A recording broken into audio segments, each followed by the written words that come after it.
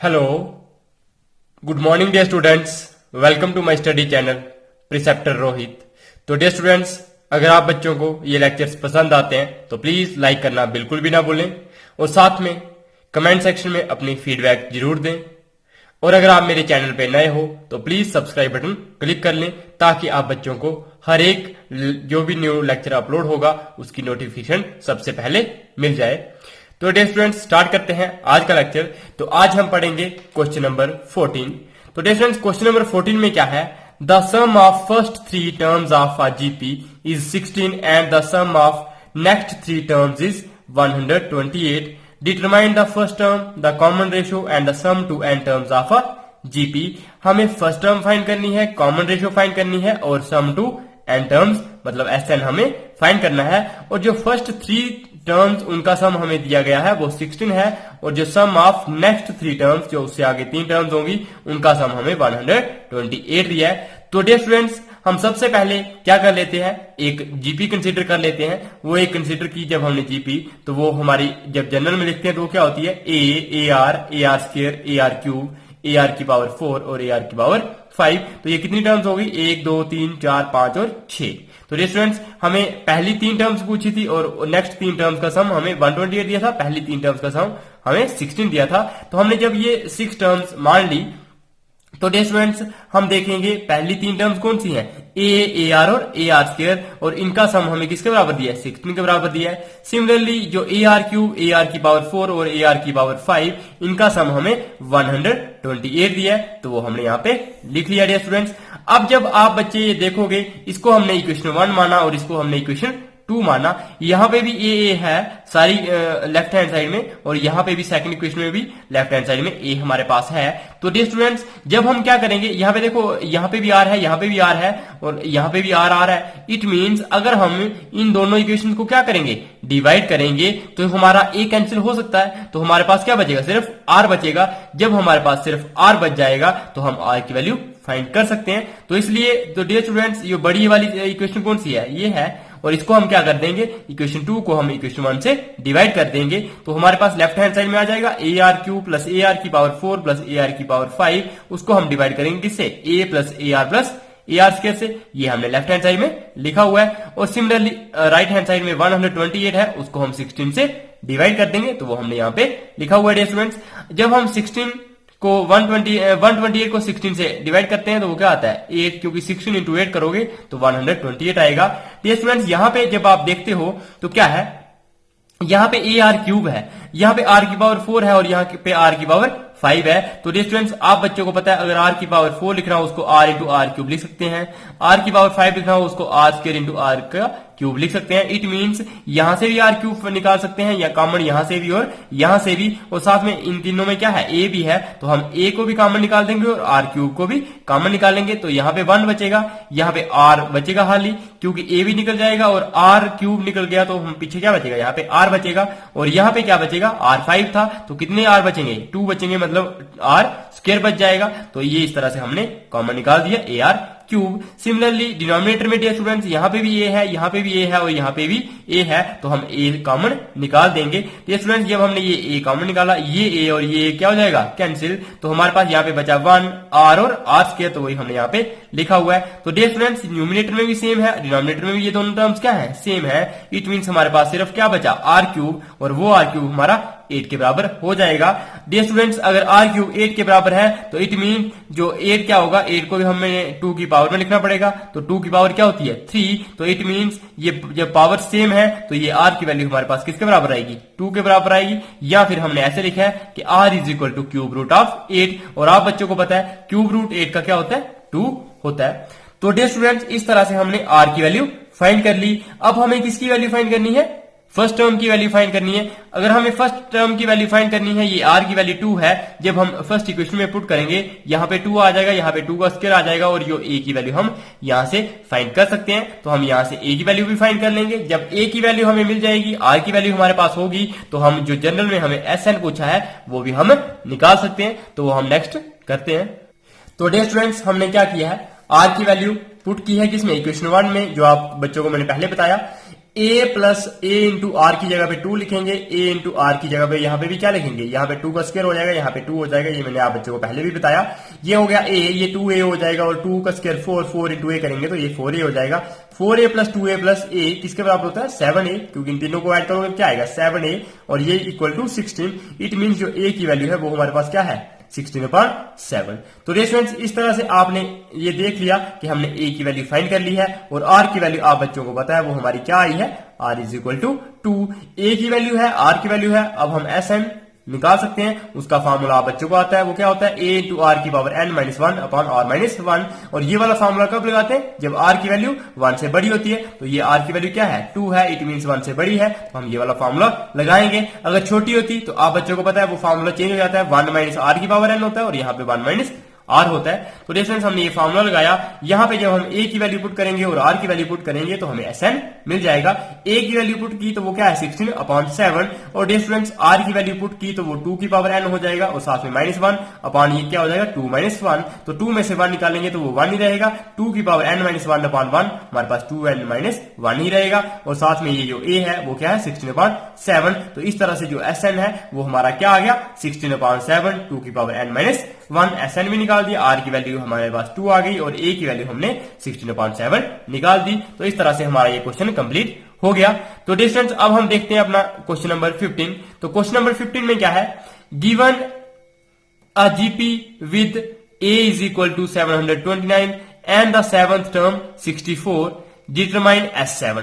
देखो seventh term हमें 64 दी है, फर्स्ट टर्म हमें 729 दी है और हमें S7 फाइंड करना है। तो स्टूडेंट्स जब हमें a की वैल्यू दी हुई हो और हम a की हमें कोई टर्म दी हुई है जैसे a7 वो हमें 64 दी है तो a7 हम निकाल सकते हैं। वो उसका फॉर्मूला क्या होता है ar की पावर n माइनस 1 मतलब ar की पावर 7 माइनस 1 तो वो हो जाएगा ar की पावर 6। तो जो ar की पावर 6 है वो हमें 64 के बराबर दिया है, तो वही हमने लिखा है ar की पावर 7 माइनस 1 मतलब ar की पावर 6। तो a की वैल्यू जब हमने यहाँ पे पुट कर ली है वो है 729 और r की पावर 6 वो हमें 64 के बराबर दी हुई है। स्टूडेंट्स ये टर्म हमें जब 64 के बराबर दी हुई है यहां से हम r की वैल्यू फाइंड कर सकते हैं। देखो ये क्या हो जाएगा 64, ये 729 यहाँ पे मल्टीप्लाई हो रहा है, यहाँ पे क्या हो जाएगा डिवाइड, तो वही r6 की वैल्यू हमारे पास आ जाएगी 64/729, तो वो हमने यहाँ पे लिखा हुआ है। डियर स्टूडेंट्स ये r की पावर 6 है, हमने इस टर्म को भी होल टर्म को इस तरह से लिखना है कि पावर क्या आ जाए 6 आ जाए। तो डियर स्टूडेंट जब 2 की पावर 6 करते हैं तो 64 आता है और 3 की पावर 6 करते हैं तो 729 आता है। इट मीन्स 2/3 की पावर 6 करेंगे तो हमारे पास 64/729 आ जाएगा।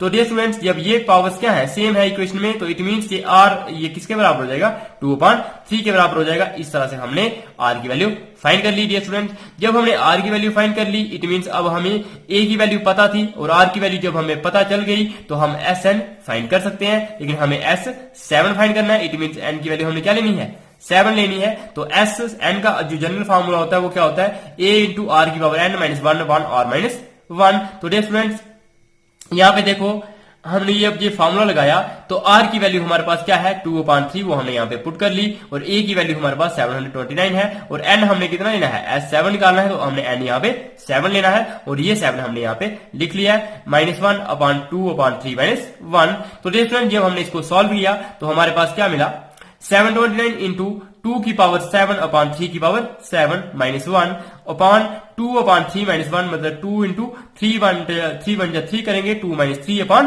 3 तो ये हमारे पास -1 आ जाएगा -1/3। सिमिलरली डियर स्टूडेंट्स यहाँ पे क्या है 729 और ये जो 3 डिनोमिनेटर में था ये कहां पे चला जाता है जब ये मल्टीप्लाई ये वाला डिनोमिनेटर किसमें चेंज होता है ये जो डिवाइड है ये किसमें चेंज होता है जब मल्टीप्लाई में चेंज होता है तो ये डिनोमिनेटर हमारा न्यूमिनेटर में चला जाता है और ये न्यूमिनेटर हमारा डिनोमिनेटर में आ जाता है। तो डिफरेंस ये जो डिनोमिनेटर में न्यूमिनेटर था जो न्यूमिनेटर है ये हमारे पास 2 माइनस 3 वो हमारे पास -1 आएगा और -1 जब हमारा यहाँ पे आएगा तो वो हमने यहाँ पे माइनस लगाया हुआ है जो हमने ये माइनस लगा दिया साथ में। और डियर स्टूडेंट्स जो हम इसको सॉल्व करेंगे तो ये क्या हो जाएगा 2 की पावर 7 इन -3 की पावर 7 इंटू 1। डियर स्टूडेंट मैं आप बच्चों को यहाँ पे बता देता हूँ देखो ये क्या है 729 इंटू ये क्या हो जाएगा 2 की पावर 7 -3 की पावर 7 अपॉन 3 की पावर 7 ये हो जाएगा हमारा न्यूमिनेटर और डिनोमिनेटर में क्या हो जाएगा 2 -1 -3 करेंगे तो ये हमारे पास -1 हो जाएगा और डिनोमिनेटर में हमारा 3 आ जाएगा। डियर स्टूडेंट्स तो ये हमारा जो है देखो जब आप इसको देखोगे तो इसमें डिनोमिनेटर क्या है, 3 की पावर 7 है, तो ये डिनोमिनेटर तो नीचे आएगा ही, मतलब 729 इंटू 2 की पावर 7 माइनस 3 की पावर 7 अपॉन 3 की पावर 7 तो यहां पे आएगा ही, लेकिन ये 3 कहां चला जाएगा, न्यूमिनेटर में, और ये -1 हम कहां रह जाएगा, डिनोमिनेटर में। तो वही हमने लिखा होगा 729 इंटू 3, तो वो हमने यहां पे लिखा 729 इंटू 3, और साथ में 2 की पावर 7 माइनस 3 की पावर 7 अपॉन क्या आ गया, -1 इंटू 3 की पावर 7, तो वो -3 की पावर 7 हमने यहाँ पे लिखा हुआ है। तो डे स्टूडेंट्स होप करता हूं कि आप बच्चों को समझ आ गया होगा ये स्टेप। अब डे स्टूडेंट्स यहाँ पे क्या है, ये देखो ये माइनस था, तो हम इसको क्या कर सकते हैं, इस यहां से भी -1 कॉमन निकाल सकते हैं। जब -1 कॉमन निकालेंगे, अगर हमने यहां से जैसे न्यूमिनेटर में से -1 कॉमन निकाला, डिनोमिनेटर में -1 पहले से है, ये दोनों क्या हो जाते हैं, कैंसिल। तो जब हमने -1 कॉमन निकाला तो ये जो नेगेटिव टर्म है ये पॉजिटिव बन जाएगी, और जो ये पॉजिटिव टर्म होगी ये हमारी नेगेटिव बन जाएगी। तो डियर स्टूडेंट्स ये हमारा आ जाएगा 3 की पावर 7 माइनस 2 की पावर 7, और ये उस तरह से हमारा ये माइनस क्या हो जाएगा, खत्म हो जाएगा। अब डियर स्टूडेंट्स ये है 729 आप बच्चों को पता है वो किसकी पावर होती है, 3 की पावर 6 होती है। देखो 3 की पावर 6 करते हैं तो वो आपके पास 729 आता है, और साथ में क्या था, 3 की पावर 1 भी था। 3 की पावर 6 इंटू 3 की पावर 1 करते हैं तो वो हमारे पास 3 की पावर 7 आता है डियर स्टूडेंट्स। और डिनोमिनेटर में हमारे पास क्या है, 3 की पावर 7, ये दोनों क्या हो जाएंगे, कैंसिल। तो हमारे पास क्या बचेगा, 3 की पावर 7 माइनस 2 की पावर 7। तो 3 की पावर 7 आप देखोगे क्या होता है, और 2 की पावर 7 क्या होता है, उसको माइनस करोगे तो जो भी आपके पास वैल्यू आएगी तो वही हमारा क्या हो जाएगा, S7 हो जाएगा। तो डियर स्टूडेंट्स हमने यहाँ पे देखा कि जो 3 की पावर 7 है वो हमारे पास 2187 आ गई, और जो 2 की पावर 7 वो हमारे पास 128 आ गई। जब हमने इन दोनों को माइनस किया तो वो हमारे पास क्या आ गया, 2059।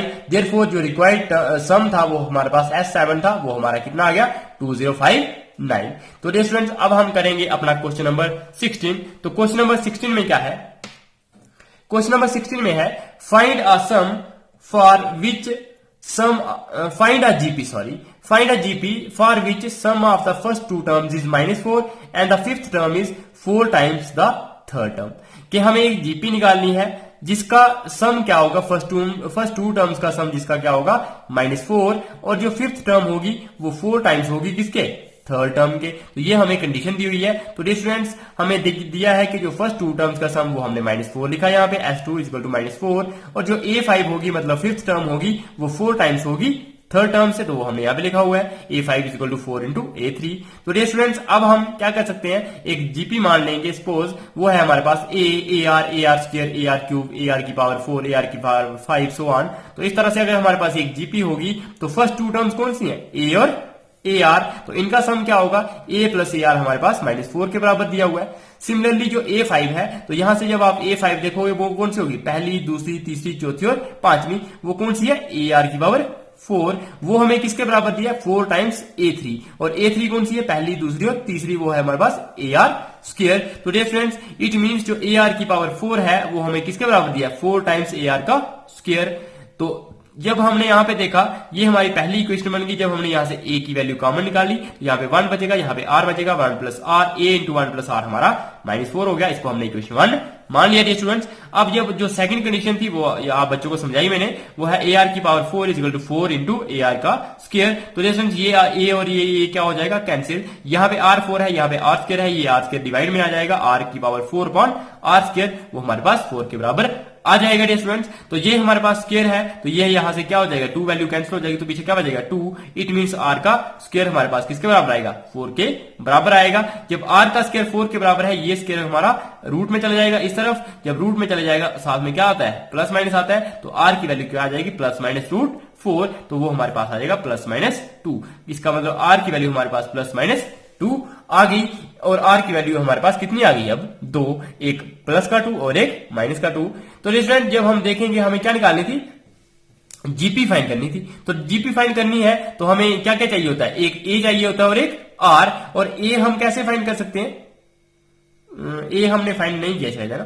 तो A की वैल्यू हम कब फाइंड कर सकते हैं, जब हम R की वैल्यू इस इक्वेशन में पुट करेंगे। फर्स्ट इक्वेशन में जब हम R की वैल्यू पुट करेंगे, जब हम 2 पुट करेंगे तो ये क्या हो जाएगा, 2 + 1 3, तो A की वैल्यू आ जाएगी -4/3। और लेकिन अगर हम यहाँ पे क्या पुट करेंगे, -2 पुट करेंगे तो ये आ जाएगा 1 - 2, तो ये क्या आ जाएगा -1, तो A की वैल्यू हमारे पास क्या आ जाएगी, 4 आएगी। तो वही हमने यहाँ पे लिखा होगा, जब हमने R की वैल्यू -2 पुट की तो A की वैल्यू हमें क्या मिली, -4 मिली। जब हमने R की वैल्यू 2 पुट की तो A की वैल्यू हमारे पास क्या आ गई, -4/2। 3। तो ये स्टूडेंट्स होप करता हूं ये हमने क्या किया था, इक्वेशन 1 में पुट किया था। होप करता हूं कि आप बच्चों को ये समझ आया होगा।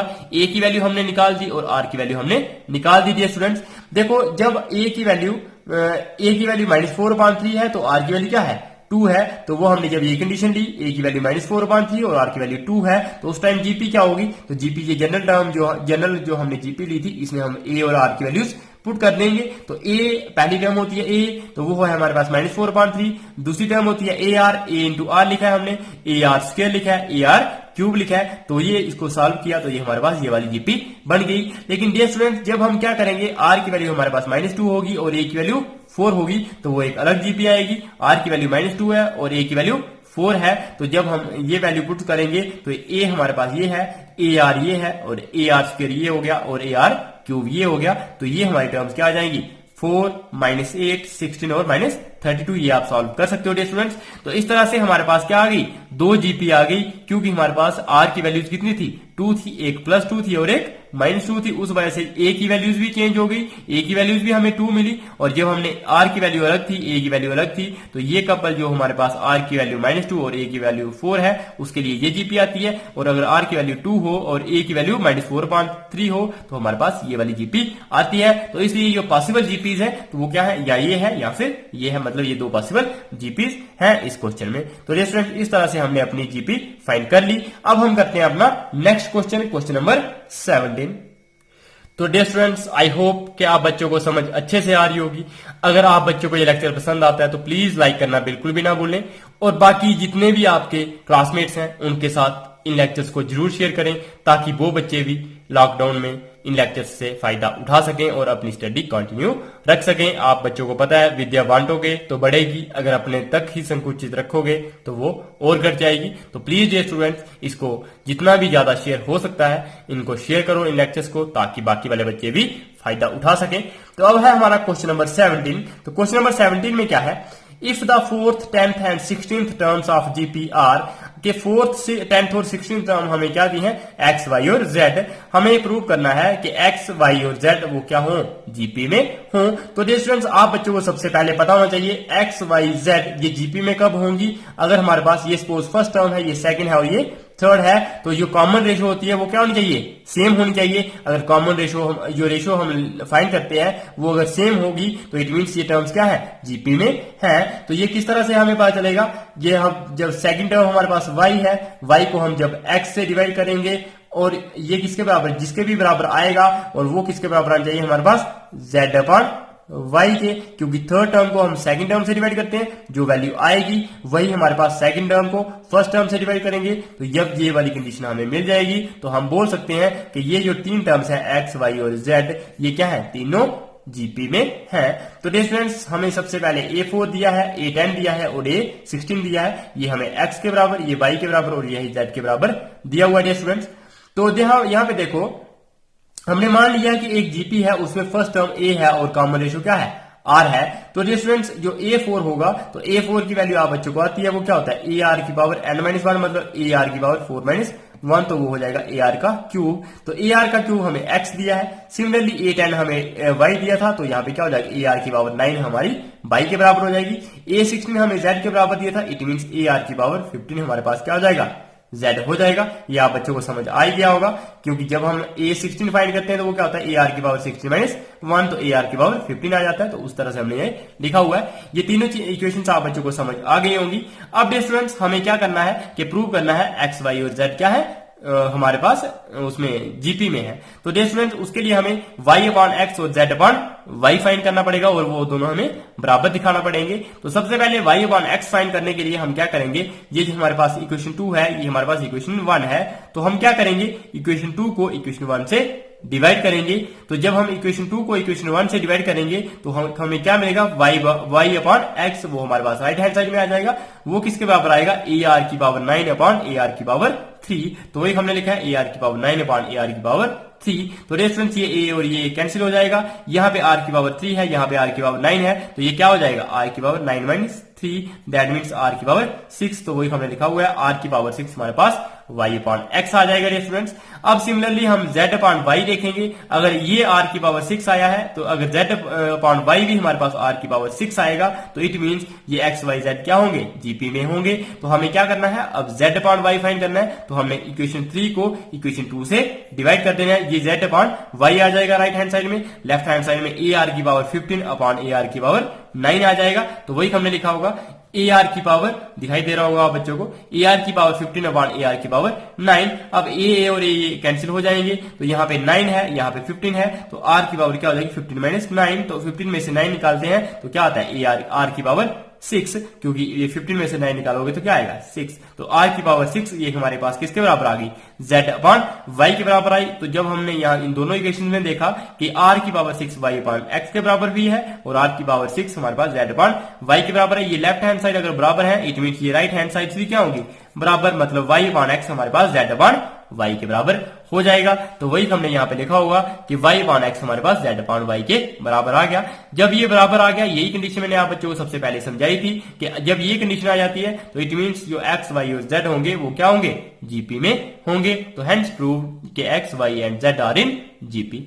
तो स्टूडेंट्स अब हम करते हैं अपना क्वेश्चन नंबर 18। तो क्वेश्चन नंबर 18 में क्या है, find the sum to n terms of a sequence 888 888 8888। इस तरह से एक सीक्वेंस है और उसका हमने सम टू n टर्म्स फाइंड करना है। तो स्टूडेंट्स इसी तरह क्या, इस तरह की एक मैंने आप बच्चों को एग्जांपल भी करवाई थी और आप बच्चों को आई होप कि वो एग्जांपल अच्छे से समझ आ गई होगी। जिन बच्चों ने वो लेक्चर नहीं देखा है तो प्लीज प्रीवियस लेक्चर देख लीजिए, ताकि आप बच्चों का किसी भी क्वेश्चन में कोई भी डाउट ना रह जाए। अगर आप बच्चों का फिर भी कोई डाउट आता है तो आप बच्चे मुझे कमेंट सेक्शन में कमेंट करके पूछ सकते हैं।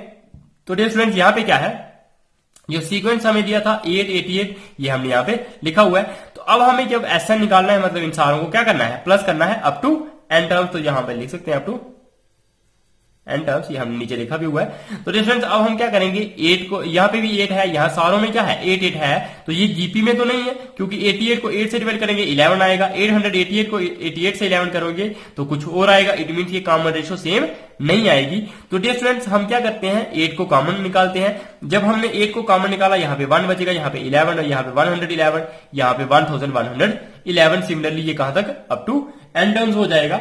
अब डियर स्टूडेंट्स यहाँ पे देखो ये 1 है, तो 1 को भी अब हम जीपी में चेंज नहीं कर सकते, लेकिन ये हमारे पास अगर 9 हो, क्योंकि 9 को हम क्या लिख सकते हैं 10 माइनस 1। सिमिलरली 11 की जगह पे हमारे पास अगर 99 हो, उसको हम लिख सकते हैं 100 माइनस 1। ये आप बच्चों को मैंने बताया था अपनी एग्जाम्पल में, जब मैंने आप बच्चों को एग्जाम्पल करवाई थी। तो डियर स्टूडेंट्स जिन बच्चों ने वो एग्जाम्पल नहीं देखी है तो प्लीज प्रीवियस लेक्चर्स देखो, वहां पे वो एग्जाम्पल करवाई होगी और मैंने आप बच्चों को वहां पे बताया है कि ये हम 99 क्यों लेते हैं। तो हमने क्या किया, इन सारी टर्म्स को 9 से मल्टीप्लाई कर दिया और 9 से ही डिवाइड कर दिया। तो 9 से डिवाइड हमने यहाँ पे लिख लिया और 9 से इन सारी टर्म्स को क्या कर दिया, मल्टीप्लाई कर दिया, क्योंकि 9 अपॉन 9 करेंगे ये दोनों कैंसिल होते हैं। तो इस मतलब पूरे जो नंबर में जो भी रिजल्ट आएगा उस पर कोई भी इसका इफेक्ट नहीं पड़ेगा, क्योंकि 9 और 9 क्या हो जाता है, एक्चुअल में कैंसिल हो जाता है। तो 9 से हमने ये मल्टीप्लाई किया और 9 से ही हमने डिवाइड किया। तो 9 से जब मल्टीप्लाई किया तो ये टर्म्स आ गई। अब 9 को हम किस तरह से लिख सकते हैं, 10 माइनस 1। 99 को हम लिख सकते हैं 10 का स्क्वायर माइनस 1, क्योंकि 100 माइनस 100 को हम लिख सकते हैं 10 का स्क्वायर। सिमिलरली 999 होता है 1000 माइनस 1 और 1000 को हम लिख सकते हैं 10 की पावर 3।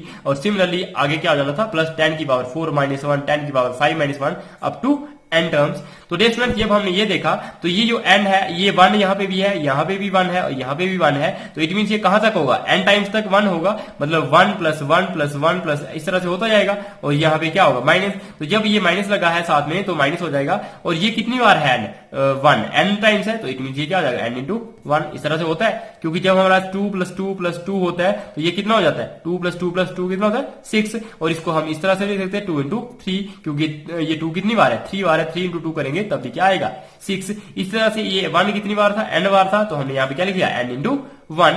डियर स्टूडेंट्स अब हमारे पास क्या है, 10 है, यहाँ पे 10 स्क्वायर है, यहाँ पे 10 का क्यूब है और सो ऑन टू ये कहां तक होगा n टर्म्स तक। तो डियर स्टूडेंट जब आप ये वाली टर्म देखोगे ये क्या है, जीपी में है, क्योंकि ये 10 है, ये 10 का स्क्वायर है, मतलब 100 अपॉन 10 करेंगे तो 10 आएगा, 1000 अपॉन 100 करेंगे तब भी 10 आएगा, 10 की पावर 4 अपॉन 10 की पावर 3 करेंगे तब भी क्या आएगा 10 आएगा। इट मीन्स ये कॉमन रेशो हमें क्या आएगी, यहाँ पे सेम आएगी और ये हमारी क्या बन जाएगी, जी पी, ये हमारे पास ज्योमेट्रिक प्रोग्रेशन बन जाएगी। तो इसका सम अब हम आसानी से निकाल सकते हैं। तो इसका सम क्या होता है, ज्योमेट्रिक प्रोग्रेशन का a इंटू आर की power n minus one upon r minus one. तो यहाँ पे a की वैल्यू पुट करनी है और a हमारे पास फर्स्ट टर्म क्या है 10 है और r क्या है हमारे पास 100 अपॉन 10 क्या होता है 10, मतलब r की वैल्यू भी हमारे पास क्या आएगी 10 आएगी और 10 की power n minus one upon r हमारे पास 10 है 10 माइनस वन, तो वही हमने यहाँ पे लिखा हुआ है और माइनस n इंटू वन करेंगे तो वो हमारे पास माइनस n ही रहेगा। ये हमारे पास 8/9 आ गया, यहाँ पे 10 है 10 की पावर n माइनस वन और यहाँ पे क्या है 10 माइनस वन, तो वो हमारे पास 9 आ जाएगा। तो यही हमने लिखा हुआ है 8/9 इंटू 10 की power n minus one upon 9 minus n। तो ये हमारे पास ऐसा नहीं हो सकता है। इसको अगर आप आगे सिंप्लीफाई करना चाहो तो सिंप्लीफाई भी कर सकते हैं। तो वो कैसे कर सकते हैं, यहाँ पे आप n9 इसको 1 लोगे, इसकी मल्टीप्लाई करोगे, इसकी और इसकी मल्टीप्लाई हो जाएगी, यहाँ पे 9 को डिनोमिनेटर में आ जाएगा, फिर 9 को आप बाहर लिख लोगे, मतलब 9 इंटू 9 करेंगे 90 क्या आता है 9 इंटू 9 81 आ जाएगा 8/81 और सेंटर अंदर क्या रहेगा 10 इंटू 10 की power n minus one minus 9n। तो इस तरह से आप इसको सिंप्लीफाई भी कर सकते हैं, शायद हमने आगे किया होगा। तो डियर स्टूडेंट्स, होप करता हूं कि आपको क्वेश्चन नंबर 18 समझ आया होगा। अब हम करेंगे अपना क्वेश्चन नंबर 19, तो ये हमारा लास्ट क्वेश्चन होगा। डियर स्टूडेंट्स, क्वेश्चन नंबर 19 में क्या है, find the sum of the products of the corresponding terms of the sequences, कि ये एक सीक्वेंस है दूसरा ये सीक्वेंस है और इनका जो प्रोडक्ट होगा किसका कॉरस्पॉन्डिंग टर्म्स का, मतलब पहली टर्म का पहली टर्म के साथ मल्टीप्लाई, सेकंड टर्म का सेकंड टर्म के साथ मल्टीप्लाई। जब ये हमारे पास जो भी जो टर्म्स आएंगी उनका हमने क्या निकालना है, सम निकालना है। क्या निकालना है, सम। तो डियर स्टूडेंट्स, जो रिक्वायर्ड सीक्वेंस हमें बनेगा, मतलब इनको मल्टीप्लाई करके, तो 2 इंटू 128 वो ऐसे लिखा है, 4 इंटू 32 आएगा, 8 इंटू 8 आएगा, 6 इंटू 2 आएगा और 32 इंटू 1/2 आएगा। ये कर सकते हो आप, पहले की पहले के साथ मल्टीप्लाई, दूसरे की दूसरे के साथ, तीसरे की तीसरे के साथ, चौथे की चौथे के साथ और पांचवें की पांचवें के साथ, ये मल्टीप्लाई हो गई। तो हमारे पास सीक्वेंस इस तरह से आ गया 256, 128, 64, 32 और 16। तो डियर स्टूडेंट्स, यहाँ पे आप देखोगे तो सम आप इसको प्लस कर ही सकते हो। तो अगर आप प्लस करना चाहते हो तो ये भी 16 का मल्टीपल है, ये भी 16 का, ये भी 16 का, ये भी 16 और ये भी 16 का मल्टीपल है। तो आप 16 कॉमन निकाल सकते हो। 16 इंटू 16 करते हैं 256 आता है, 16 इंटू 8 करते हैं 128 आता है,